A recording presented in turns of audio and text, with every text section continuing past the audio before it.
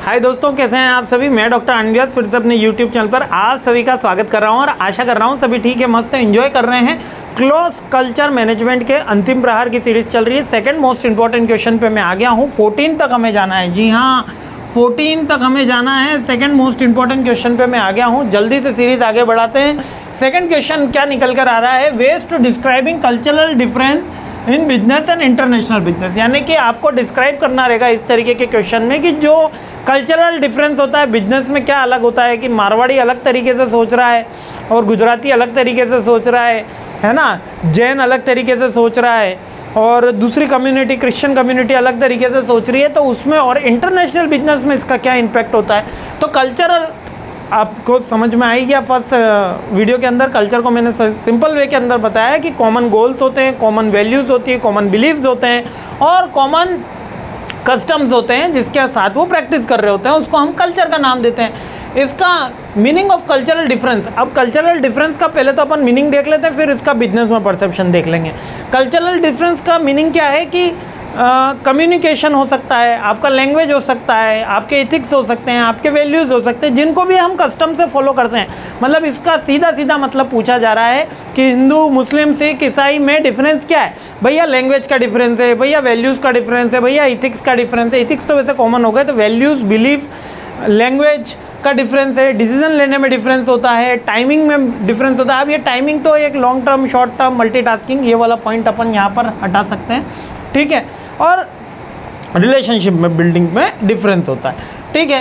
तो ये वेरियस आपके डिफरेंस देखने को मिलते हैं। लेकिन जब हम इसमें बिजनेस में बात करते हैं तो बिजनेस में कम्युनिकेशन इज़ द फाउंडेशन होती है। अब मान के चलो हर बिजनेस की फाउंडेशन वैल्यू के अंदर कम्युनिकेशन आता है, इसलिए जो कल्चरल डिफरेंस है वहाँ पे कम्युनिकेशन इम्पैक्ट करता ही करता है। नेगोशिएशन की एबिलिटी, मारवाड़ी लोग ज़्यादा सक्सेसफुल क्यों रहते हैं, मारवाड़ी पारसी, नेगोशिएशन की स्किल अपब्रिंगिंग से होती है, उनके कल्चर में होता है, ब्लड में होता है कि नेगोशिएशन करके लेना है, कभी भी ज़्यादा पैसा देकर नहीं आना है। मार्केटिंग एंड सेल्स कल्चरल के इम्पैक्ट से आता है।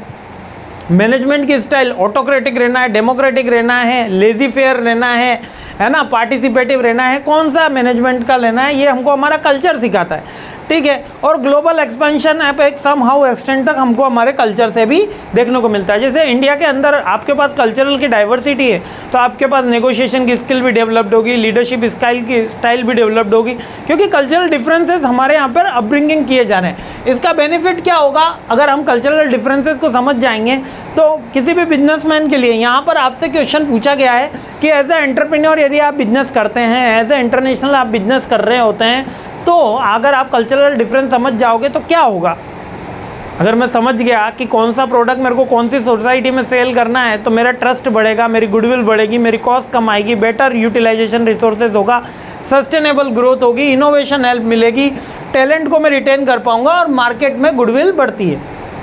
सिंपल सा याद रखना, हम खड़े हैं क्रॉस कल्चर मैनेजमेंट के सब्जेक्ट में और सब्जेक्ट हमारा आईबी के रिलेटेड है, यानी इंटरनेशनल बिजनेस। तो यहाँ पर जब भी हम कल्चरल डिफरेंसेस की बात करेंगे तो उसको बिजनेस पॉइंट ऑफ व्यू से हमको लिखने की कोशिश करनी है कि बिजनेस में अगर हम कल्चर को ज़्यादा समझ जाएंगे, क्योंकि याद रखना बिजनेस में आपका कोई परमानेंट एनिमी नहीं है और कोई परमानेंट फ्रेंड नहीं है, ओनली परमानेंट इंटरेस्ट होता है और ये जियोपॉलिटिक्स में हमेशा मानी जाती है।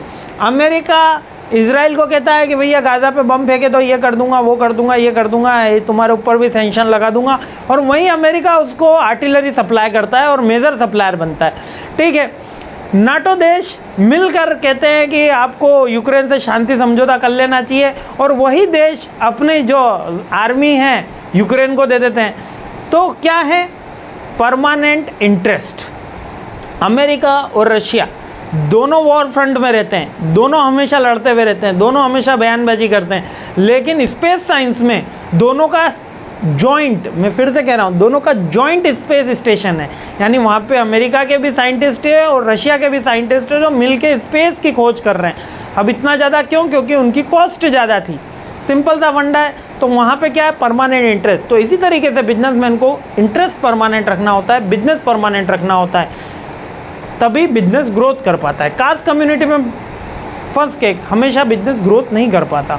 हाँ, नेशन के आप एडवर्स न जाएं, नेशन के हमेशा, जैसे टाटा को फिलोसॉफी रहती है कि कभी भी नेशन के अगेंस्ट कोई पॉलिसी नहीं रहेगी, लेकिन सारे कास्ट को आपको फुलफिल करना है, सारे कास्ट कम्युनिटीज़ को साथ में लेना है, ये मेन बेनिफिट है।